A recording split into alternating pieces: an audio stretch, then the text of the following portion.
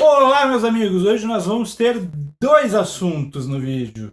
Então, o primeiro assunto que nós vamos falar vai ser uma continuação do vídeo da semana passada. Uma pessoa resolveu ingressar com uma ação no Supremo Tribunal Federal, ou melhor, um mandado de injunção, pedindo para regulamentar a intervenção militar.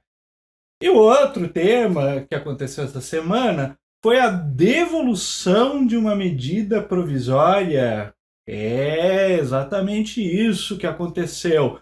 Então vamos lá, vamos tocar direto sem vinheta hoje e vamos embora.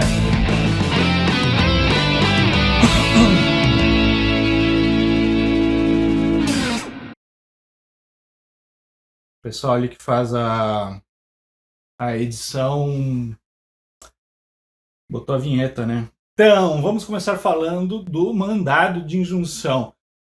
Primeiramente, uma pergunta, mas que diabos é um mandado de injunção?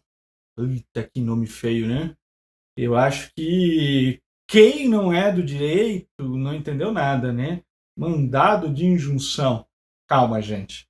É um remédio jurídico. Agora ficou pior, né? Remédio. No meio de uma pandemia, falar de remédio e não é remédio que compra na farmácia? Bom, o nome que a doutrina dá a esse e diversos outros instrumentos é esse, remédio jurídico. Eu sei que é estranho, mas é o nome que a gente dá também para o habeas corpus, para o mandado de segurança, para o habeas data. E aí, nessa categoria também tem o mandado de injunção. Não é uma coisa muito comum, né? Aliás, olha, me corrijam se eu estiver errado, mas até onde eu sei é uma invenção tupiniquim. Eu não lembro de ter visto em outra Constituição. Se alguém souber de outro país que tem um remédio semelhante, por favor, deixe nos comentários. Mas eu até acho que é pouco provável, porque ele é um remédio para uma doença que praticamente só existe no Brasil. Ah, pois é. Então vamos falar que doença é essa. Bom, essa doença ela surgiu lá no processo constituinte que teve entre 86 e 88. Foi um período muito difícil. Notícias recentes mostram que já estava sendo planejado, inclusive, um novo golpe. O Brasil passou um período delicado. Recém tinha tido a eleição do Tancredo, e ele morre em seguida, deixando dúvidas acerca da sucessão, se ela deveria ir para. Aliás, nem dá para falar em sucessão porque não houve a posse. Então gerou juridicamente uma situação muito complicada. Não havia uma resposta jurídica se nós vamos chamar o vice, se nós vamos chamar o segundo colocado, se nós vamos fazer novas eleições, afinal, ainda não havia começado o mandato. Então o Brasil estava num período de uma instabilidade. A volta para a democracia ela não era certa, ela não era garantida. A Constituinte começou de uma maneira muito lógica, né?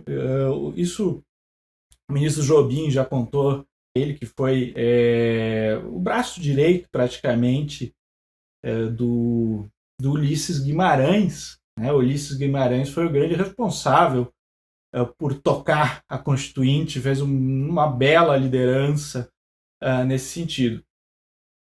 Fizeram a ideia mais lógica, que é você dividir, criar uma comissão, dizer, essa comissão vai fazer o trabalho mais grosso da coisa e depois a gente coloca o texto completo para todo mundo votar. Porque é evidente, analise, hoje você tem 513 deputados e 81 senadores, né? Na época tinha até mais. Então você passava de 600 constituintes. Como é que você coloca 600 pessoas discutindo qualquer coisa e se entendendo? Não tem como. Né? É uma forma de trabalho que não vai funcionar. Bom, fizeram. Logo se espalhou em Brasília o boato que haviam criado duas categorias de constituintes. Uma acima, outra abaixo. E aí aquele pessoal mais lá do baixo clero se sentiu excluído e começou a brigar. Então, a última coisa que a gente podia ter naquele momento era uma constituinte rachada ao meio, né? A gente não podia brigar naquele momento. A gente tinha que se unir para fazer a Constituição ficar pronta e trazer a democracia de volta para o Brasil. E foi nisso que se empenhou, então, Ulisses Guimarães. Não deixar todo mundo brigar. Ele se juntou com o ex-ministro Nelson Jobim e tiveram uma ideia, né? Se sentaram lá, né? Isso o próprio Jobim conta, pegaram a compilação de todas as constituições do mundo e recortaram todos os títulos dela e espalharam no chão. E aí começaram a observar, olha, tem títulos imprescindíveis, toda a Constituição tem, outros mais ou menos e outros nem tanto. Vamos fazer uma divisão com base nisso, vamos criar grupos e aí cada grupo elabora um capítulo da Constituição. E dessa maneira você consegue contemplar todos os constituintes. E você sabe como é político, né? O político ele gosta de ir lá, fazer um agrado para sua base, né? Então, estavam entrando na Constituinte pautas extremamente paroquiais, porque alguns deputados queriam fazer uma média com a sua base eleitoral, e aí você não podia descontentar essa pessoa. Então começou uma lógica de colocar tudo para dentro da Constituição, né? E não ter muito problema. Isso beneficiou a entrada na Constituição de muitos direitos. E aí a turma que não gostava dessa ideia resolveu usar um artifício que não era novo. Esse artifício são as chamadas leis complementares. São leis que, como o nome já diz, complementam a Constituição. Então se estabeleceu a seguinte sistemática: colocamos aquele determinado direito desejado por um deputado ou senador dentro do texto constitucional, mas colocamos que ele vai ser regulamentado por uma lei complementar. E aí diziam esses deputados, bom, sabemos que essa lei complementar nunca vai ser aprovada.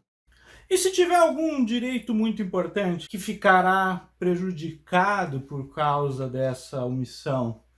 Simples, vamos criar um remédio para isso. Até por isso que eu disse que é um remédio muito peculiar para uma doença que só existe aqui. Esse é o mandado de injunção. Ele serve para proteger um direito fundamental que está sendo prejudicado por o quê? Por uma omissão do Congresso Nacional em regulamentar um direito. Então, quais são os requisitos dele? Bom, primeiro que é a própria pessoa que vai ingressar. Então, a pessoa tem que estar encaixada naquele direito. Ela tem que ser um dos sujeitos que tem esse direito. Ela não pode ser um terceiro que nada tem a ver com o assunto.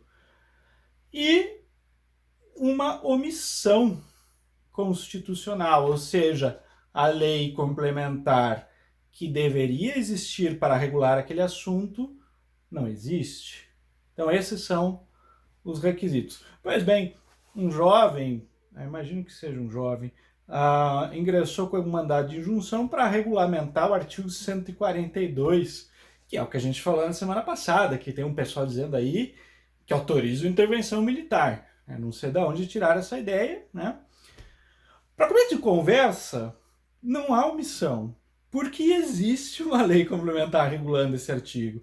Esse artigo ele já está perfeitamente regulamentado na lei da garantia da lei e da ordem, que regulamenta justamente o artigo 142. Então, assim, não há omissão a ser sanada. Em segundo lugar, como assim um direito fundamental a uma intervenção militar? Quer dizer que o sujeito, não, é meu direito dar um golpe de Estado aí, fechar o Congresso, o STF. Mas que estupidez! E ele vai pedir para o Supremo dizer para ele que o Exército, a Marinha Aeronáutica pode fechar o Supremo, por exemplo? Ele quer que o Supremo autorize um golpe no Supremo. É isso? Se você gostou do vídeo, se inscreve no canal, deixe o seu like e isso aí. Show!